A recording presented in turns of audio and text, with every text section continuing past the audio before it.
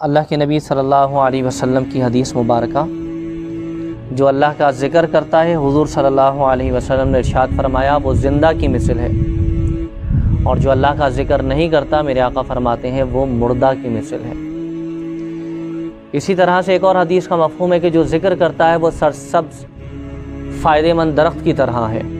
اور جو ذکر نہیں کرتا ایمان کی کمی ہے، وہ سوکھے ہوئے درخت کی مانند ہے۔ اب زندہ اور مردہ یا ہرا درخت اور سوکھا درخت، اس کے فرق کو آپ اچھی طرح سمجھ سکتے ہیں کہ ایک آدمی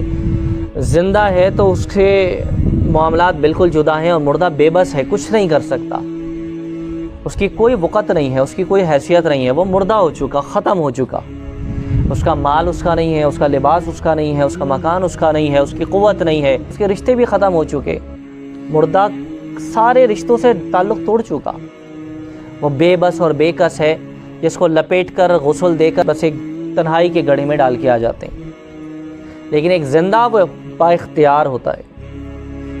اس کے پاس عہدہ بھی ہے، منصب بھی ہے، اختیار بھی ہے، دولت بھی ہے، اس سے لوگ پیار و محبت بھی کرتے ہیں،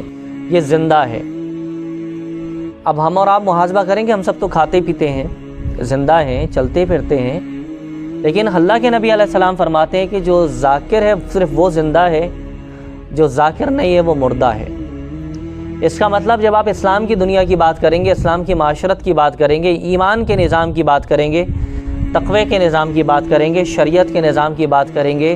تو یہ نظام جن لوگوں سے قائم ہو سکے گا وہ با اختیار زندہ لوگ ہوں گے، اور وہ زندہ لوگ اللہ کے ذاکرین ہوں گے۔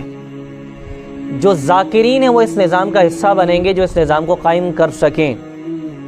ذاکر کو اللہ عہدہ دیتا ہے، ذاکر کو اللہ منصب دیتا ہے، ذاکر کو اللہ قوت دیتا ہے، ذاکر کو اللہ چنتا ہے، ذاکر سے ذاکرین محبت کرتے ہیں، ذاکرین سے اولیاء اور انبیاء محبت کرتے ہیں۔ ذاکرین ہی وہ جن کو قرآن نے کہا کہ اہل ایمان جن سے اللہ اور اس کے رسول دوستی رکھتے ہیں، یہ وہ ذاکرین ہوں گے جن کو اللہ کوئی مقام اور منصب عطا کرتا ہے، اور دین کے کاموں کے لیے، معاشرت اور نظام کے لیے ان کو چنا جاتا ہے۔